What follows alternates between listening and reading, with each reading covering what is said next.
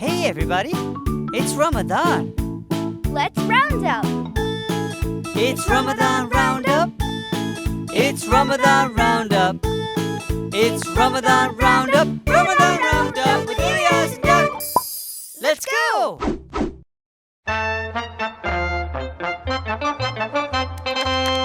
It's Storytime! Oh, let's get started. Oh, welcome to another episode of Storytime with Grandpapa Duck. I'm Grandpapa Duck, and I love telling stories to kids like you. Are you ready for a story today? Great, because I'm ready to tell a story. I've already taken my nap. Let's see the title of this story and get started. Ilyas and Duck in a Zakat Tale, a story about giving. Written by Omar S. Khawaja and illustrated by Leo Antolini. Let's get started. On a warm afternoon at nearly 2:15, Ilyas sat under a tree. He knew just what to do. "What are you doing?" asked Duck. "I'm sorting my money," replied Ilyas. "Did you say money? Follow me." So Duck enters his secret hideout from the tree, goes into the tunnel, swish, this way, and down the elevator shaft, and he arrived at a vault. "I have money!" exclaimed Duck. "Whoa! That's a lot of money you have stored away," replied Ilyas. "How much of that are you giving to people who don't have enough? Give my money away? Eek!" Dug, dug, dug, dug, splat. But why? "Allah says to give some of your extra money to help the poor and needy," exclaimed Ilyas. "This is called zakat. Giving zakat also helps you and the whole community." "How does it do that?" asked Duck. "Let me tell you a story that might help you understand." So Ilyas reads him a story called a Zakat Tale. This is a fairy tale. Let's go. Once upon a time, not far away, a noble king was unhappy. His land was in disarray. His people were kind-hearted, but to his dismay, when they stopped giving zakat, the community began to go astray. That's a lot of big words there, kids, but don't worry. The story is only talking about a time when people stopped giving zakat. So let's see what happens when people did not give zakat. The Aristocrats. Those are the rich people. They're called Aristocrats. Well, the Aristocrats began to develop a culture of hoarding and greed, caring only for themselves and not for those in need. Poor fella. And the peasants? They began to harbor feelings of resentment and envy, having barely enough to live while others had plenty. She's upset. They're spending lots of money on things while people are starving and don't have a place to sleep.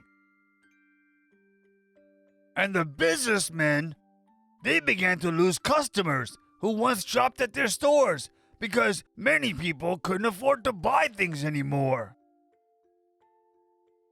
Until finally one day the king said to the crowd, "This selfish behavior Allah does not allow. When you care only for yourself, it puts the community in distress. That's why Allah says to give zakat. It's His plan to help you more, not less." "Ha ha ha! You mean give my money away?" "Yeah. How does giving my money away help me?" "That's a good question. Let's find out the answer." So the king explained to the crowd how it can be that giving from their wealth was good for them indeed. And he said, First you give zakat, and then Allah rewards you. The zakat you give helps the poor and needy. They use it to buy their basic needs, like food, shelter, and clothing. Once their basic needs are satisfied, then they can become more productive in your community. And when there are lots of people that are productive in your community, it's better for your community. And because you live in your community, when you give zakat, you also improve when your community improves. But that wasn't all. The king said one more thing. Know that your wealth is a gift from Allah, and sharing it is a great blessing from Him. Then the king decreed with a wave of his hand, Zakat you shall give. We must follow Allah's plan.